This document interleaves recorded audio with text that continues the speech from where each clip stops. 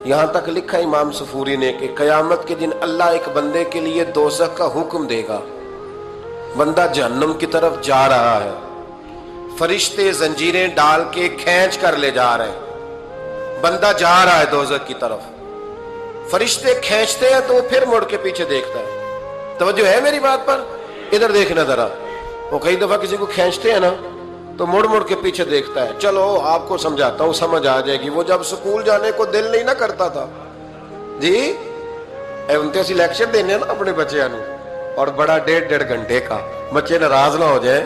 جب وہ کبھی جس نلائق کا سکول جانے کو دل اور اس کو کھینچتے تھے تو وہ پلٹ پلٹ کے پیچھے جاتا نہیں. اسی طرح مدرسے میں بھی جب آتے ہیں تو کئی بچے ایسے ہوتے ہیں جو آتے نہیں تو کھینچ کھینچ کے نہیں لے جاتے کئی دفعہ. تو جب کھینچ کے فرشتے جہنم کی طرف لے جا رہے ہیں، کھینچتے ہیں تو پلٹ کے پھر پیچھے دیکھتا ہے، پھر فرشتے کھینچتے ہیں پھر پیچھے دیکھتا ہے، پھر فرشتے. ذرا نظارہ دیکھنا، دوزخ کو لے جا رہے ہیں، پلٹ پلٹ کے اللہ کی طرف دیکھتا ہے. دوزخ کا دروازہ آ گیا، پھر پیچھے دیکھ رہا ہے. رب کریم نے فرمایا اسے واپس بلاؤ. رحمت دا دریا الہی، بلاؤ اسے واپس. واپس آیا. اللہ نے فرمایا بتا تو پلٹ پلٹ کے کیا دیکھتا تھا؟ ویسے اللہ کو نہیں پتا کیا دیکھ رہا ہے، کیا دیکھ رہا تھا. تو رو پڑا، عرض کرنے لگا مالک میرا یقین تھا کہ تو بڑا ہی کریم ہے. اللہ میرا ایمان تھا تو بڑا رحیم ہے. اللہ میرا ذہن تھا تو معاف کرنے والا ہے. جب فرشتے کھینچتے تھے نا تو شیطان مجھے کہتا تھا اب تو جہنم میں جائے گا، پر میرا یقین کہتا تھا نہیں، رب نے معاف کر دینا ہے، اللہ نے معافی دے دینی ہے، بخشا جاؤں گا. پھر شیطان کہتا تھا جب فرشتے کھینچتے تھے، میں کہتا تھا نہیں معافی مل جائے گی. یا اللہ دوزخ کا دروازہ آ گیا پر میری امید نہیں ٹوٹی. اللہ دروازہ جہنم کا آ گیا پر میری امید نہیں ٹوٹی. اور جب میں نے آخری دفعہ پلٹ کے دیکھا تیری آواز آئی کہ واپس لاؤ، تو میرے اندر سے آواز آئی کہ لے بھئی تیرا یقین جیت گیا ہے، تیرا ایمان جیت گیا ہے، تیرے اندر کی روحانیت کامیاب ہو گئی. بندے اور رب کی باتیں ہو رہی ہیں تو فرشتے چپ کر کے کھڑے ہیں. تو رب نے فرمایا تم خاموش کھڑے ہو. عرض کی یا اللہ اب اس کا کرنا کیا ہے؟ فرمایا کرنا کیا ہے؟ جو میری رحمت کی اتنی زیادہ امید رکھے اسے جہنم میں ڈال دوں؟ یہ کیسے ہو سکتا ہے؟ اس کو پکڑو اور میرے فضل کے ساتھ اسے جنت عطا کر دو.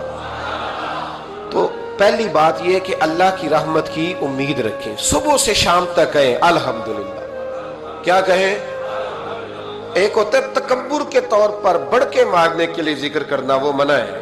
ڈینگے نہیں مارنی بلکہ اللہ کی رحمت کا ذکر کریں تشکر کے لب و لہجے میں. تشکر کے لب و لہجے. ہمارے نا لفظوں سے شکوے چھلکتے ہیں، ہمارے جملوں سے چھلکتا ہے کہ ہم پریشان ہیں، ہماری باتوں سے محسوس ہوتا ہے کہ ہم کسی وجہ سے بڑی تکلیف میں ہیں. اس کو نکال دیں.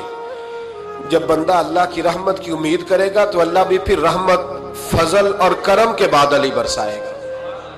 دوسری بات ہمارے بزرگوں نے لکھی ہے اگر اللہ کے قرب کا رستہ طے کرنا ہے تو وہ اس طرح ملے گا کہ اللہ کے ہر فیصلے پہ راضی ہو جاؤ. جہاں اللہ نے مجھے بٹھایا میں راضی ہو جاؤں، جہاں اللہ تبارک و تعالیٰ نے میرے بھائی کو بٹھایا ہے وہاں میرا بھائی راضی ہو. جہاں جہاں اللہ نے ہمیں بٹھایا ہے ہم اس جگہ پہ راضی. معاملہ پتہ کیا ہے؟ ہم اپنی مرضی کا فیصلہ چاہتے ہیں اور مرضی تو اللہ کی چلے گی، مرضی اللہ کی چلے گی. میرے رسول کریم علیہ السلام نے صحابہ سے پوچھا تم کون ہو؟ حضور مومن. فرمایا ایمان کی دلیل دو. یہ بات مجھ سے کو پوچھے تو شاید میں جھگڑا کروں کہ ایمان کی دلیل. حضور نے فرمایا کون ہو؟ یا رسول اللہ مومن. فرمایا دلیل دو. حضور دلیل ہے ہمارے پاس. دو. یا رسول اللہ اللہ نعمت دیتا ہے تو ہم شکر ادا کرتے ہیں، مصیبت ڈالے تو صبر کرتے ہیں، اور جو فیصلہ اللہ ہمارے حق میں کر دے ہم اس پر راضی رہتے ہیں. میرے محبوب کا چہرہ خوشی سے کھل اٹھا. فرمایا تمہیں مبارک ہو، تم تو واقعی بڑے پکے مومن ہو. تم مومن ہو، اگر اللہ کے فیصلوں پہ راضی رہتے ہو تو پھر تم. حضور فرماتے ہیں کچھ لوگوں کو اللہ قیامت میں بغیر حساب کتاب جنت میں داخل کرے گا. فرشتے پوچھیں گے پل صراط سے ہوا ہے؟ وہ کہیں گے دیکھی نہیں. میزان عمل تلوائے؟ وہ کہیں گے دیکھا ہی نہیں. کیسے آ گئے؟ تو کہیں گے خدا کے فضل سے آ گئے. فرشتے پوچھیں گے تمہارا عمل کیا تھا؟